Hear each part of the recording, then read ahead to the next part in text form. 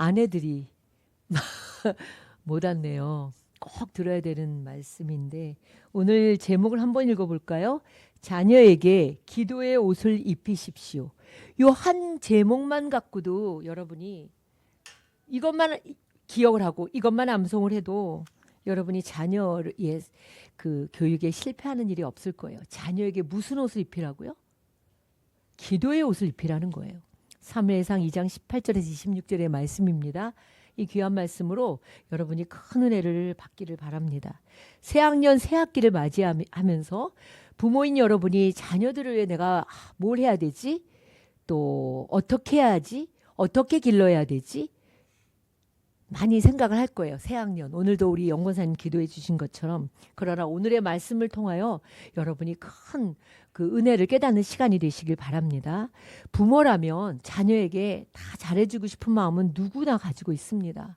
좋은 학교 보내고 싶고 좋은 학원 보내고 싶고 잘 먹이고 잘 입히고 싶고 건강하게 또 학교 가면 선생님 인정도 받고 친구들과도 잘 지내기를 어떤 부모든지 다 그런 마음을 갖고 있을 겁니다. 근데 사실 살아보면서 정작 중요한 건 뭐냐면 자녀를 위해 정말 중요할 때 할 수 있는 거는 한계가 있어요. 부모가 24시간을 따라다닐 수는 없잖아요. 모든 거를 이렇게 참견할 수는 없잖아요. 그게 다가 아니라는 거예요. 많은 부모들이 자식이 잘못된 길을 가고 자식 때문에 눈물 흘리면서 힘들어하는 모습들을 간혹 봅니다. 그리고 내 자신을 돌아보게 되는 거예요. 내가 얼마나 걔를 귀하게 키웠는데 해달라는 거 다 해줬는데 왜 그런지 모르겠어요. 그리고 나는 하나님께 봉사도 많이 하고 교회 활동도 이렇게 많이 했는데 왜 이렇게 그런지 모르겠어요 라고 하소연하는 부모님들을 봅니다. 여러분 자식 농사라는 말 있잖아요. 아무도 장담 못해요. 자식은. 농사를 아무리 내가 잘 지어도 하늘에서 한번 바람이 불고 비바람이 치고 홍수가 나면 다 망해버리잖아요. 며칠만 안 돌아봐도 어때요? 잡초가 무성하고 벌레가 납니다. 농부의 마음은 늘 밭에 가 있어야 돼요. 여러분의 생활 속에서 여러분이 정말 자녀에게 잔소리 말해야 소용없죠. 본이 돼야 돼요, 본이. 신실한 부모 밑에서 신실한 믿음의 자녀가 나오는 거예요. 물론 예외도 있지만요. 정말 중요한 건 억지로 야 교회 가라, 잘 믿어라, 교회 가라 이런다고 애가 교회를 가나요? 절대로 안 갑니다. 믿음의 본이 돼야죠. 그리고 어려울 때 우리 부모는 어떻게 해결하지? 이 기도로 해결하나? 하나님께 가지고 가는가? 또 어떤 선택이 있어서 세상과 주님 사이에서 아이들이 정직하거든요. 믿음으로 선택하는 거 그걸 봐요. 하나하나 자녀들이 보고 배우는 거죠. 갈라디아서 6장 7절에 하나님은 바울이 이렇게 말해요. 스스로 속이지 말아라. 하나님은 만홀히 여김을 받는 분이 아니라는 거죠. 만홀히 여김이 뭐예요? 업수 여김을 받는 함부로 그렇게 하나님이 보이지 않는다고 해서 그런 분이 아니시라는 거예요. 사람이 무엇으로 심든지 그대로 거둔다는 거예요. 하나님 앞에 정직하고 진실할 것을 우리에게 가르치고 있습니다. 신앙생활도 여러분 우리가 친교하기 위해서 모이는 거 아니잖아요. 내가 뭔가 성취를 위해서 하는 게 아니잖아요. 다른 사람을 의식하고 한다면 결국 돌아오는 건 공허한 뿐이에요. 빈 껍데기 뿐입니다. 오늘 주님이 주시는 말씀이 자녀를 기르는 여러분뿐만 아니라 여러분 각자에게 큰 은혜와 도전이 되는 말씀이 되길 바랍니다. 지지난 중간에 제가 한나의 기도에 대해서 얘기했을 거예요. 한나가 아이가 없어서 너무 힘들었어요. 첩으로 온 분인나가 너무 괴롭히는 거죠. 그 여인은 그냥 애만 그냥 쑥쑥 얼마나 애를 잘 낳는지. 그런데 한나는 아이가 없는 거예요. 너무 괴로워서 하나님 앞에 울면서 기도했습니다. 그런데 하나님이 그 한나의 기도에 응답해 주셨어요. 여러분 어떤 문제든 하나님께 가지고 나와서 기도로 해결을 해야 돼요. 간절히 기도하면 하나님은 간절히 기도하는 그 기도에 응답하시는 거예요. 이게 기도의 기본이에요. 아, 내가 무슨 문제가 있다? 나 하나님께 기도해야지. 나 하나님께 교회 와서 간절히 기도해야지. 이게 기도의 어떤 신앙의 기본이고 우리가 기도의 기본이에요. 내가 기도하면 하나님 응답하셔. 내가 기도하면 내 생각대로가 아니라 하나님께서 반드시 좋은 것으로 응답하셔라는 이것이 있어야 돼요. 기도하지 않고 계속 염려만 하는 사람이 있고요.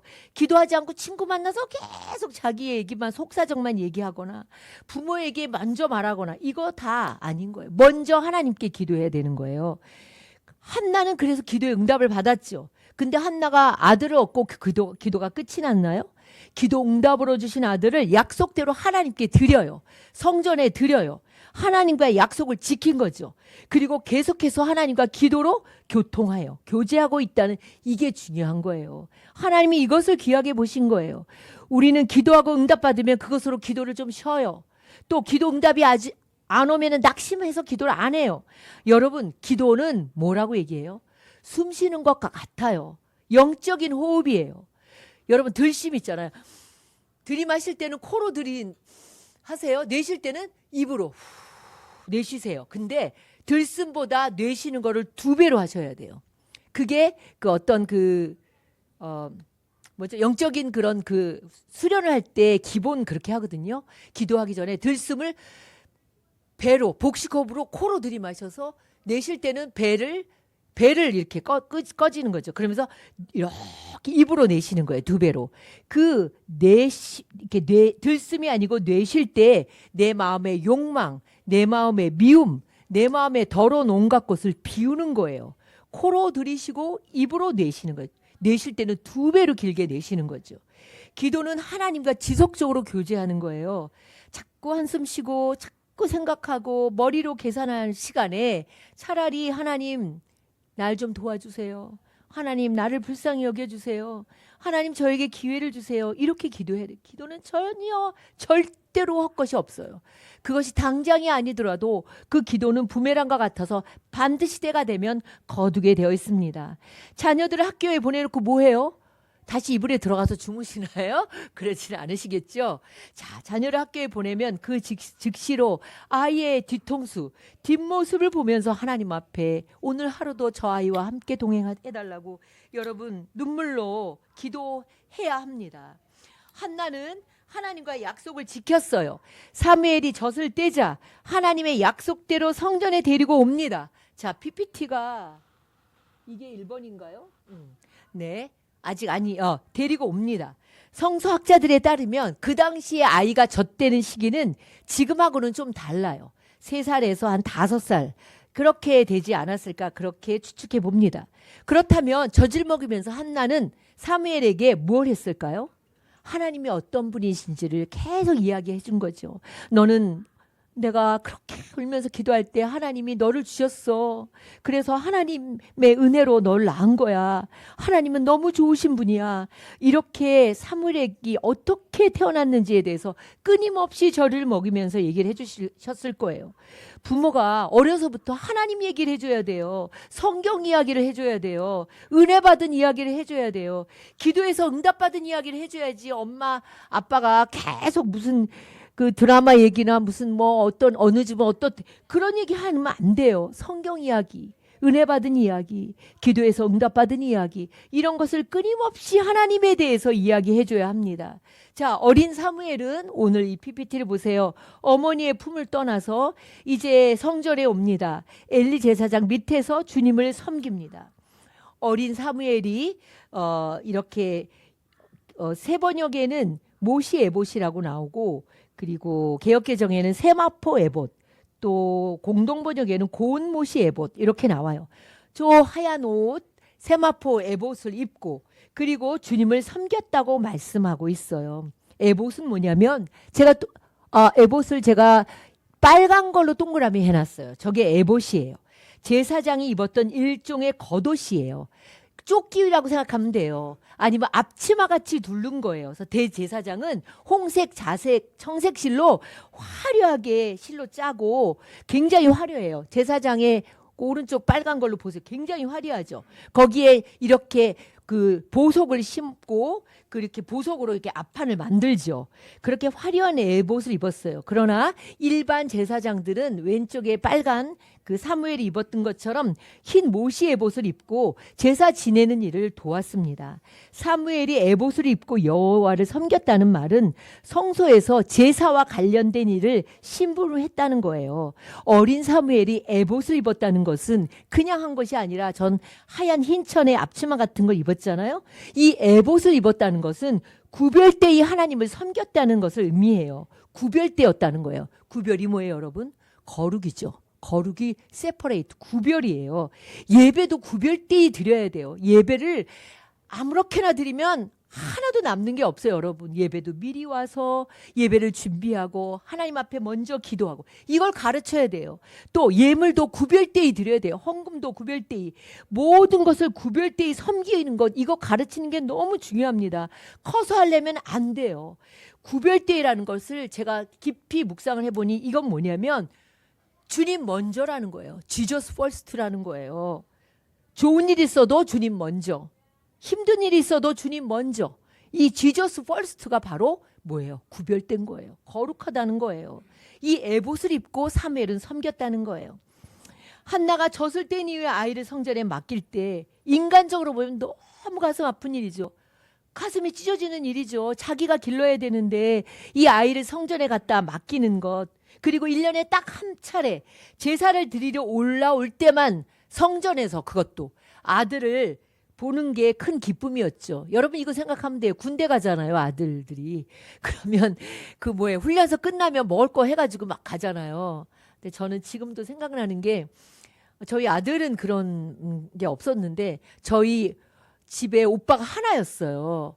그리고 하나인데 너무 그냥 엄마가 그 아들 없는 집에 아들을 낳아가지고 군대에서 무슨 논산훈련소인지 어딜 갔는데 떡이랑 엄청나게 먹을 거를 싸가지고 가가지고는 그걸 또 다 먹이더라고요. 그죠? 먹이고 오는데 그렇게 우는 거예요. 그리고 첫 번에 그 옷이 오더라고요. 옷이 거의 이제 부대에서 사복을 이제 보내잖아요. 그냥 무슨 오빠가 죽은 것도 아닌데 그거를 붙잡고는 식구들마다 막 엉엉 우는 게 아직도 생각이 나요. 그래서 저도 덩달아 같이 울었어요. 그래서 아니 왜 이렇게 많이 울지? 그렇게 울더라고요. 마찬가지로 1년에 한 번 이 귀한 아들을 보러 오니 얼마나 가슴이 찢어졌겠습니까? 그러나 한나는요, 아들보다 아들을 주신 하나님을 더 사랑하고 하나님을 신뢰했기에 아들을 하나님께 드릴 수 있었던 거예요. 아들을 사랑한 게 아니라 아들을 주신 하나님을 사랑했기 때문에 하나님께 맡긴 것이죠. 해마다 남편과 함께, 자, 그림을 바꿔주세요. 매년 예배를, 제사를 드리러 올라올 때마다 아들에게 뭐를 만들어다 줬냐면 저렇게 작은 겉옷을 만들어서 가져다 줬습니다. 실제로 한나가 아들에게 해준 건요, 1년에 한 번 옷을 만들어준 것밖에 없어요. 이것도 작은 겉옷이에요. 이 겉옷은 뭐냐면 마리 겉옷이지 에봇 속에 입는 거예요. 에봇 속에 제사장들이 입는 아까 그 에봇 안쪽에 입는 그런 겉옷을 말해요. 그래서 무릎 아래까지 저렇게 내려옵니다. 다 그림을 바꿔줘 보세요. 저렇게 파란색, 왼쪽에는 그 제사장의 옷, 뭐가 달렸죠. 뭐가 달렸어요. 그런데 이 오른쪽에 한나는 사무엘은 그냥 그 파란 옷이 겉옷이에요. 그래서 딱 1년에 아들을 한 번 보는데 맛있는 음식도 아니고 뭐 좋은 책도 아니고 왜 작은 겉옷 한 벌만 만들어다 주었을까요? 얼마나 귀한 아들입니까? 하나뿐인 자식. 그럼에도 인간적인 정이 아닌 내 자식이 아니라 하나님의 사람으로 철저하게 맡긴 거예요. 훈련시킨 거예요. 여러분 자식이 내 자식입니까? 아닙니다. 하나님이 그냥 저희에게 맡긴 것뿐이에요. 그래서 우리가 이 은혜를 받고 나면 바뀌어야 돼. 뭐가 바뀌냐면 생각이, 내가 내 자식이 아니야. 하나님의 뜻대로 하나님의 사람으로 길러야겠다. 이런 마음을 가져야 돼요. 때론 야단도 쳐야 돼요. 영적으로 단단하게 아이를 세워줘야 될 의무가 있는 거예요. 자, 사무엘에게 가져다 준 이 작은 겉옷, 기도의 옷이었어요. 1년 내내 한 땀 한 땀 바느질하면서 눈물을 흘리면서 아들을 향한 사랑과 눈물이 담겨 있는 기도의 옷이었다는 거예요. 그러니 사무엘이 어머니로부터 뭘 배웠겠어요? 기도를 배운 거예요. 옛날에, 지금은 모르겠지만 옛날에 택시를 타면은 택시 앞에 반드시 저런 사진이 있었어요. 오늘도 무사히. 생각 안 나요? 여러분, 시대가 다른. 그래서 제가 옛날에는 저게 누굴까 했는데 사무엘인 거예요. 누구에게? 어머니에게 기도를 배운 거죠. 그러니까 성소에서도 시간이 될 때마다 저렇게 가서 기도했던 거죠. 눈물의 기도로 만든 어머니의 옷을 입은 사무엘이 자랄수록 하나님과 사람 앞에 은총을 받을 수밖에 없게 된 것이죠. 사무엘이 입은 에봇은 모시 에봇이었고, 자, 아니에요. 이 그림, 이거 다시 한번 보겠습니다. 사무엘이 입은 에봇은 모시 에봇이에요. 그러나 대제사장인 엘리가 입고 있는 화려한 에봇은 뭐예요? 아주 대조적이죠. 그리고 사무엘이 비록 제사장의 심부름을 하는 심부름꾼의 아주 작은 아이였지만 하나님은 사무엘을 눈여겨 보셨다는 거예요. 사랑하는 우리 부모님 여러분, 여러분에게 자녀에게 눈물로 지은 기도의 옷을 입히십니까? 이 작은 겉옷의 의미는 이런 의미예요. 하나님, 평생토록 이 사무엘이 주님만 사랑하고 주님만을 신뢰하고 사랑하는 아들이 되게 해주세요. 이런 기도가 담겨 있는 그런 옷입니다. 사무엘이 그냥 키가 자라고 계속 멈춰 있는 게 아니죠. 키도 자라고 커갈수록 옷의 크기는 커졌어요. 그런데도 왜 작은 겉옷이라고 했을까? 이 작은 겉옷의 영적인 의미는 평생 하나님 앞에 작은 자로 살라는 거예요. 하나님 앞에 교만하지 말라는 거예요. 하나님 앞에 늘 섬기는 자, 겸손한 자로 살아가기를 바란 것입니다. 사랑하는 성도 여러분, 여러분 자녀를 다 사랑하시죠? 네, 우리가 다 자녀를 사랑합니다. 잘 되기를 바랍니다.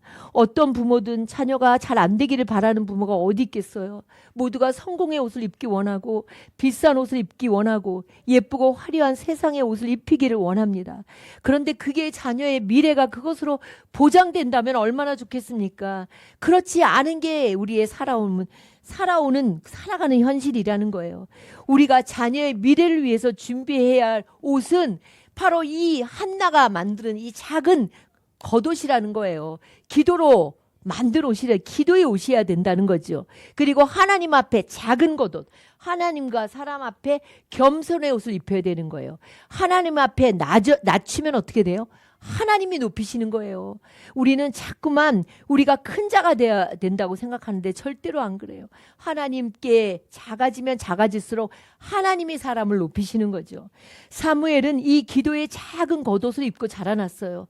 결국 하나님이 높이셨어요. 이스라엘 민족의 그 위기 속에서 위대한 지도자가 된 거예요. 자, 작은 겉옷 한번 볼까요? 이 작은 겉옷이라는 네 글자에는 어머니의 기도, 그 다음 또 떠오르게 해주세요. 애니메이션. 어머니의 기도, 어머니의 눈물, 어머니의 사랑이 스며들어 있는 거예요. 하나님께 어린 사무엘을 드렸습니다. 그런데 하나님은요, 사무엘을 드렸지만 한나를 외롭게 하지 않으셨어요. 한나를 돌아보셔서 삼남 이녀를 주셨어요. 여기서도 귀한 영적인 은혜가 있습니다. 우리가 하나님께 뭔가를 드리잖아요. 드린 것 이상으로 하나님 갚아주셔요. 내가 작은 것이라도 하나님께 한 것 하나님이 기억하시고 그것을 몇 배, 몇십 배로 갚아주시는 거예요. 사무엘을 드렸더니 5 자녀를 주셨다는 거죠. 자녀는요, 부모를 보고 자랍니다. 그래서 자녀를 보면 부모를 알 수 있어요. 기도를 보고 자라는 거예요. 한나는 사무엘에게 뭐를 가르쳤냐면 예배의 귀중함을 가르쳤습니다. 자, 보겠습니다. 그 다음, 엘리 제사장의 아들들이에요. 오른쪽에 있는 배뚱뚱한 아들 둘, 홈니와 비느하스라고 합니다. 이 17절에 뭐라고 얘기하냐면 이 소년들의 죄가 여호와 앞에 심히 크면 그들이 여호와의 제사를 멸시했대요. 그리고 18절에는 사무엘이 어렸을 때에 모시의 옷을 입고 주님을 섬겼다. 섬겼다는 건 예배를 드리는 것 의미도 있거든요. 사무엘은 이 제사장집 아들들과는 다르게 예배를 귀하게 여겼어요. 근데 이 제사장의 자녀들은 어땠어요? 예배를 멸시한 거예요. 그 예물을 가지고 오면 알아서 다 줄 텐데 자기가 꽉 찍어가지고 제일 맛있는 고기를 먹질 않나. 그 성전에서 일하는 여인들하고 동침하질 않나. 너무나 악한 일들을 한 것이죠. 성경은 엘리 제사장의 아들들이 하나님 앞에서의 옳지 못한 모습과 안 좋은 사건들을 기록해요. 먼저. 그 다음에 누굴 기록해요? 대조적으로 한나의 아들 사무엘을 기록해요. 그 다음에 또 홈리와 비나스를 기록해요. 그 다음에 또 사무엘을 기록해요. 이렇게 두 가정의 자녀들을 비교하면서 오늘날 우리가 이 오늘의 가정의 자녀 교육이 얼마나 중요한지를 가르쳐주고 있습니다. 자, 엘리 제사장의 문제는 뭐냐면 자녀들이 하나님을 알지 못했다 이렇게 얘기해요. 어디에 나오냐? 사무엘상 2장에 나옵니다. 알지 못했대요. 하나님을 알지 못. 어떻게 제사장의 가문의 아들들이 하나님을 알지 못했다고 얘기를 할 수 있어요? 예배를 함부로 아주 멸시했대요. 재물을 함부로 먹고 막 사용하는 걸 보잖아요. 여러분, 목사의 자녀라고 해서, 장로님의 자녀라고 해서, 권사님의 자녀들이라고 하나님을 모른다? 예배를 소홀히 하고 멸시했다? 심각한 것이죠. 엘리 대제사장 가문은 어떤 가문이에요? 대대로 제사장의 가문이에요. 예배를 드리고 예배를 준비하는 가문이라는 거죠. 그런데 그 가문에서 예배의 귀중함과 예배의 감격을 잃어버린 거예요. 내가 제사장의 가문이라는 것만 자랑하면 안 돼요. 예배의 감격을 잃어버리면 아무리 목사라도 내가 예배의 감격을 잃어버리면 예배를 소홀하게 여기면 그러면 그것은 하나님께서 그렇게 귀하게 보지 않는 거죠. 예배는 살아있는 예배가 되어야 돼요. 예배를 드릴 때마다 내 마음의 중심에 하나님을 향한 그 마음의 향함이 있어야 돼요. 주님, 제가 왔습니다. 주님, 저와 저희 가정을 돌보아 주십시오. 주님, 저의 기도에 응답해 주십시오. 저를 불쌍히 여겨 주십시오. 저를 좀 도와주세요. 이런 간절한 마음이 있어야 되는 거예요. 예배의 구경꾼이 되면 안 돼요. 예배에 참여해야 되는 거예요. 나에게 뭐라고 하시나 귀를 기울이고 들어야 되는 거죠. 엘리라는 대제사장은 많은 사람들에게 존경을 받았을지는 몰라도 자식이 보기에는 그렇지 못했던 것 같습니다. 얼마나 비극입니까? 엘리가 너무 바빴어요. 제사장 일을 하느라 너무 바빠서 그랬는지 모르지만 자녀에게, 가장 가까운 자녀에게는 하나님을 알지 못했다는 거죠. 하나님의 말씀을 가르치지 못했다는 거예요. 또 너무 재밌는 말씀이 나옵니다. 사무엘상의 이 1장부터 2장까지를 보면 엘리의 아들들에 대한 호칭이 바뀌어요. 히브리어가 훨씬 더 재밌는데 우리나라 성경에도 1장 3절, 2장 13절에서는 이 홈리와 비느하스, 엘리 제사장의 아들들을 여호와의 제사장, 주님의 제사장들 이렇게 표현합니다. 하 코하님, 하가 더거든요. 히브리어로는 그러니까 그 제사장들 이렇게 표현합니다. 그런데 2장 17절에 가서는 그 소년들로 바뀌어요. 명칭이 하 네아림, 그 소년들이라는 거예요. 그 다음에 2장 17절 뒤편으로 가면 그들 이렇게 바뀌어요. 하 아나심으로 바뀌어요. 이런 호칭 변화를 통해 우리는 엘리 제사장의 아들들이 점점 하나님과의 관계가 멀어져 가고 틀어져 감을 우리가 볼 수 있습니다. 22절에는 엘리는 매우 늙었더라고 말씀하십니다. 무엇을 의미합니까? 단지 육체적으로 늙는 것만을 의미할까요? 그렇다면 굳이 이 성경에 이 이야기를 쓸 필요가 없죠. 아닙니다. 영적으로 무력해졌다는 것을 의미하고 있습니다. 영적인 권위와 영향력을 상실한 거예요. 엘리 제사장이. 때가 늦었다는 그런 의미가 있는 거예요. 자녀 교육도 때가 있습니다. 바쁘게 지내다 보면 어느새 아이들이 훌쩍 커버려요. 어렸을 때 마음이 세상의 것으로 물들기 전에 마음이 말랑말랑할 때 하나님의 말씀을 심어줘야 돼요. 신앙생활이 어렸을 때부터 몸에 배도록 길러야 돼요. 부모님이 하나님 앞에서 정직해야 돼요. 신실하게 사는 것, 이게 큰 교육이에요. 아이들이 듣지 않는 것 같고 보지 않는 것 같고 아무것도 안 하는 것 같이 있어도 다 보고 듣고 있거든요. 그렇게 보고 들은 부모님의 모습이 알게 모르게 자녀들에게 영향력을 미치게 됩니다. 지금의 시대는 어떤 시대냐? 마음의 싸움입니다. 영적인 싸움입니다. 마음이 강건해야 이길 수 있어요. 모든 걸 다 얻어도 마음이 무너지면 실패하는 거예요. 무엇으로 마음을 강건하게 하겠어요? 다 커서 마음 챙김 훈련을 아무리 해보세요. 안 됩니다. 어려서부터 하나님을 경외하고 하나님의 말씀으로 무장시켜야 세상을 이길 수 있는 거예요. 세번역에 보면 사무엘상 2장 23절에 엘리가 자녀들을 타일렀다 이렇게 말씀하고 있어요. 자녀가 잘못했을 때 얘야 그러지 말아라 이렇게 타이르는 것으로 됩니까? 잘못하면요 그 즉시 야단을 쳐야 돼요. 그 즉시 냉정하고 엄격하게 야단을 치고 가르쳐야 합니다. 뭐 어느 목사님과 뭐 책을 보니까 그렇게 예배를 드릴 이 목사님의 자녀들이 있는데 그 중에 막내가 그렇게 예배를 가기 싫어한 거죠. 예배를 갈 때마다 짜증내고 투덜거리고 그래서 엄마가 그 추운 겨울에 겉옷도 안 입고 그냥 바깥으로 내어 쫓아버렸대 문 밖으로. 그러니까 형들이 어머니 얼어 죽겠어요. 쟤 저러다 얼어 죽으면 어떻게 할까? 뭐라고 했냐면 아예 추운데 저렇게 확실하게 추울 때 가 있어야지 조금 이렇게 덜 그런 데 있으면 오히려 더 감기 든다. 그러니까 그냥 내버려 두라고 한 거예요. 근데 그걸 기억하는 거예요, 이 목사님이. 추울 때 아주 엄마가 그냥 바깥으로 내쫓아버린 거죠. 그다음부터는 한마디도 안 하고 예배를 잘 드려서 목사가 됐다. 그런 얘기를 하죠. 엄격해야 된다는 거예요. 엄격해야 된다는 거예요. 아이들을 기르다 보면 사춘기 때 반항해요. 부모 말 안 들어요. 그리고 부모가 이렇게 하라면 꼭 반대로 하죠. 잘못된 길로 갈 때 중요한 건요. 부모의 권위예요. 부모의 영적인 권위예요. 영적인 권위를 가지고 훈육해야 되는 거예요.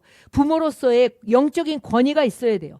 귀엽다 키우다 보면은 그 아이가 나중에 부모 머리 꼭대기에 올라가 있어요. 얼마나 버릇없는 애들이 많아요. 옛날에 신방 가보면 너무 재밌는 거. 어떤 애는 벌써 알고 성경책 갖고 나와요. 성경책을 갖고 나와요. 그죠? 예배 드리는 거. 아, 이 집은 그래도 어떤 애는 아주 안 그래. 막 예배 때 계속 떼쓰고 나가자 그러고 막 그런 집들이 있잖아요. 물론 다가 아니죠. 그러나 우리가 그게 영적인 그 분위기나 예배에 대한 그런 것들은 어릴 때 잘 가르쳐야 돼요. 신앙교육 확실해야 됩니다. 잘못하면 다 놓치게 돼요. 이것도 중요하고 저것도 중요해. 양다리 안 돼요. 아이들에게 좋은 것을 선택하는 거를 부모가 해주는 게 아니라 아이로 하여금 좋은 것을 선택하는 걸 가르쳐야 돼요. 하나님이 우선이지 어떻게 차선입니까? 지저스 퍼스트라고 했잖아요. 에보시모예요. 거룩이에요. 구별된 거예요. 선택하는 걸 부모가 잘 보여줘야 되는 거예요. 하나씩 양보하다 보면 결국은 다 잃어버리게 돼요. 위대한 인물도 귀하지만 사실 그 인물보다 훨씬 더 귀한 숨은 인물은 바로 그 사람을 만드는 배우의 사람이에요. 누가 정말 위대한 사람입니까? 기도의 어머니가 있는, 배우의 기도의 어머니가 있는 그 사람은 절대로 망하지 않아요. 사무엘은 에봇을 입은 게 아니에요. 어머니의 기도의 그 겉옷을 늘 입고 있었던 거예요. 그러니까 어떻게 사무엘이 잘못될 수가 있겠습니까? 사무엘상 2장 35절에 하나님은 충실한 새 제사장을 세우신다고 하시면서 그 사람을 하나님의 마음, 하나님의 뜻대로 행하는 사람이라고 했습니다. 이 충실한 제사장이 바로 사무엘이에요. 그럼 홈리와 비누아스는 어떻게 됐을까요? 그 제사장 가문은 이제 그 대에서 끊어져 버린 거예요. 어머니가 짠 기도의 겉옷이 결국 사무엘을 사무엘되게 만든 것입니다. 자, 사무엘은 마지막 사사죠. 그리고 선지자입니다. 다윗, 사울, 이스라엘의 왕정 시대의 초대 왕인 사울과 다윗 왕에게 기름을 부은 그런 정말 위대한 선지자였습니다. 여러분, 자식을 무엇으로 키우겠습니까? 기도로 키우셔야 합니다. 걱정할 시간이 있으면 그 시간에 기도하세요. 그 어거스틴의 어머니 모니카가 얘기하잖아요. 자꾸 곁길로 가고 허랑방탕한 그 아들 어거스틴 너무 낙심해서 암브로시스 감독을 찾아가서 너무나 낙심된다. 내가 이거 계속 기도해야 됩니까? 우리 아들이 너무 이렇게 나쁜 짓을 계속 하는데 저는 정말 이렇게 기도했는데 왜 우리 아들이 이렇게 바른 길로 오지 않습니까? 라고 얘기할 때 그 유명한 말이 있지 않습니까? 눈물로 기도하는 자식은 결코 망하지 않는다는 거예요. 여러분, 주님, 내 자녀를 주님께 맡깁니다. 주님께서 길러주십시오. 눈물로 기도하고 여러분이 예배에 충실하면 아이들이 절대로 나쁜 길로 가지 않습니다. 3월입니다. 여러분의 자녀의 인생을 어떻게 설계하시겠습니까? 어떻게 기르시겠습니까? 새로 새 학기에 들어가는 아이들도 있고 새 학년이 되는 아이들도 있습니다. 좋은 옷을 입히고 좋은 음식을 먹이고 좋은 학원을 보내야 되겠지만 그거보다 먼저 Jesus first. 하나님이 이 아이의 앞길을 인도하실 것을 믿고 기도하는 부모가 되어야 됩니다. 사람들의 말에 치우치지 말고 세상의 방법대로 기르지 말고 하나님의 말씀대로 길러 보십시오. 제가 살아가면서 생각해 보니 우리 아이들도 얼마나 중간중간에 너무나 위기도 많고 또 어려움들도 많았지만 그러나 그 믿음에서 떠나지 않고 지금까지 올 수 있었던 것 참 하나님의 은혜다라는 생각을 합니다. 길게 보면 그 아이가 잘 되는 거예요. 나중에 이런 말씀 나오죠. 사무엘상 3장 19절에 보면 사무엘이 자라매 여호와께서 그와 함께 계셔서 그의 말이 하나도 땅에 떨어지지 않게 하셨대요. 단에서부터 브에세바까지 온 이스라엘이 사무엘은 하나님의 선지자다. 단에서 브에세바라는 뭘 얘기하냐면 제주도에 뭐죠? 산이? 한라산에서 백두산. 그러니까 온 나라가 사무엘이 정말 선지자라는 걸 모든 사람이 알았다는 거예요. 지금 위기의 시대입니다. 불확실한 시대입니다. 여러분, 이 시대를 어떻게 살아가겠습니까? 그래도 변하지 않는 것 하나 있어요. 전 하나님의 약속, 하나님의 신실하심, 하나님의 말씀을 따라갈 것입니다. 하나님은 지금도 그 신실한 예배자를 찾으세요. 눈물로 기도하는 그 한나를 찾으신다는 거예요. 여러분, 하나님의 눈에 드는 사람이 되십시오. 하나님께 자녀의 앞날을 맡기는 여러분이 되십시오. 기도하겠습니다. 언제나 신실하신 하나님 아버지, 사무엘의 어머니 한나를 통해 우리가 어떻게 자녀를 길러야 할지를 알게 하셨습니다. 세상이 하는 그 수많은 길로 따라가지 않게 하시고 하나님 앞에 자녀를 위해 울고 자녀를 위해 작은 기도의 옷을 입히는 부모님들이 되게 하여 주옵소서. 예수님의 이름으로 기도드립니다. 아멘. 사도신경으로 신앙 고백하시겠습니다. 나는 전능하신 아버지 하나님 천지의 창조주를 믿습니다. 나는 그의 유일하신 아들 우리 주 예수 그리스도를 믿습니다. 그는 성령으로 잉태되어 동정녀 마리아에게서 나시고 본디오 빌라도에게 고난을 받아 십자가에 못 박혀 죽으시고 장사된 지 사흘 만에 죽은 자 가운데서 다시 살아나셨으며 하늘에 오르시어 전능하신 아버지 하나님 우편에 앉아 계시다가 거기로부터 살아있는 자와 죽은 자를 심판하러 오십니다. 나는 성령을 믿으며 거룩한 공교회와 성도의 교제와 죄를 용서받는 것과 몸의 부활과 영생을 믿습니다. 아멘.